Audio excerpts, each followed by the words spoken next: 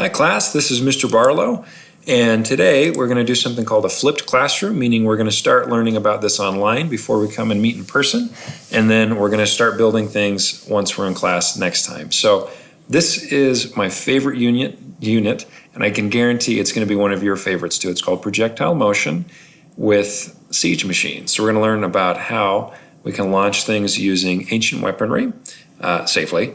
So this is a trebuchet, we've got a ballista, and a catapult. All three of these were used in ancient warfare, and especially to break down walls, to siege a castle, to take over a fortress. And each of them has different pros and cons. I'll let you pause if you want to take a look at those and see what I've seen within this classroom project.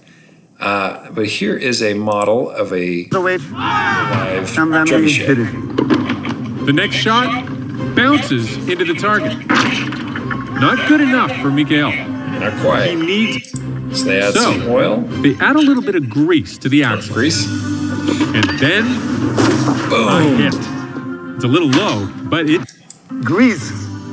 So grease made a big difference. To make then their they decide to put some spectacular, they wrap the stone in cloth, flammables douse it with a flammable cocktail, and light it. Fire. The shot does not disappoint. Very excited historians there. So here's another one. This is a rich Englishman launching a car. This is the kind of thing you do when you have time, money, and land. Pretty cool. This one is going to make you sad too, like pianos. Turns out they fly pretty well, better than the car. And then this one is an incendiary drum. So, fireworks, baby.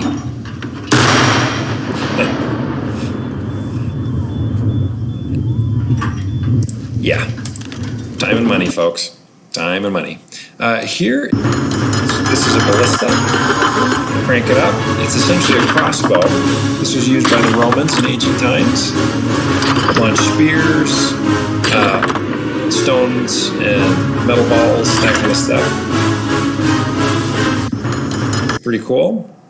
And this is all explained with projectile motion. So these are equations I'm going to show you. Projectile motions is anything that exhibits both a vertical, so an up and down, and horizontal, so left and right, motion under the influence of gravity. So with this cannon example, it shoots out a ball, a cannonball, and we understand that eventually it's going to come back down to the ground. So the horizontal force is the explosion, so that's what's driving it forward. The vertical force is gravity pulling it back down. So when you take those two forces and you get a vector that's a combination of both of them, each of these little rectangles here represents a some trigonometry here. So it's x and it's y, and you get this resultant vector. And if you graph that over time, it becomes what's called a parabolic curve. So a parabolic curve will change under the influence of gravity. As things go higher, gravity will fight it, and it'll decelerate, and then it'll hit a point where it's at null, or it's at equilibrium, and then it will accelerate again back down towards the earth. You see this with a hose. If you've ever taken a hose, we know naturally, just from experience, that it'll come back down in a curve. You can see this with some really cool physics experiments. This ball being launched out of a tube comes back down and hits the same place because their x, or their horizontal velocities, are equal. This one's pretty cool too. These demonstrates that the x and the y are independent. If I drop a ball and throw it off to the side at the same time from the same starting point, they will hit the ground at the same time because gravity is the same no matter, on both objects. Here's another cool one. This is illustrating that if you launch something at 60 miles per hour out of a truck that's going 60 miles per hour, it really looked good to the naked eye. But the judge in this case is the high speed. Here's what it looks like in slow-mo. So 60 miles per hour, shot 60 miles per hour backwards, you get zero. It doesn't move at all. It's going. Pretty amazing. So here's another cool example. You can launch this ball at any angle. As long as it's falling at the same time that this plate does, it will always hit it. It's It's really cool. So these are a bunch of equations. These are pretty intimidating, not going to lie. They're beyond, no, manipulating these is a little bit beyond the scope of this class, but I wanted us to be familiar with how these all work. This one is used initial velocity, that's calculating how fast something is moving from the moment it's launched. The initial horizontal velocity, if you break that initial vector down to the x and the y, x and y, that will show you its x value, or it's using cosine. Vertical, it's y value using sine. Time to apex is how long it takes to get to the very highest point of its path. And then the total time is from launch to impact, how long it's going to take, how long it will be airborne. The max horizontal distance is its range. So how far is it going to go? What's its maximum distance? Max vertical distance is how high it will go. What's the absolute highest you're going to get it? Angle to target. This is the really important one that we're going to be using for this project the most.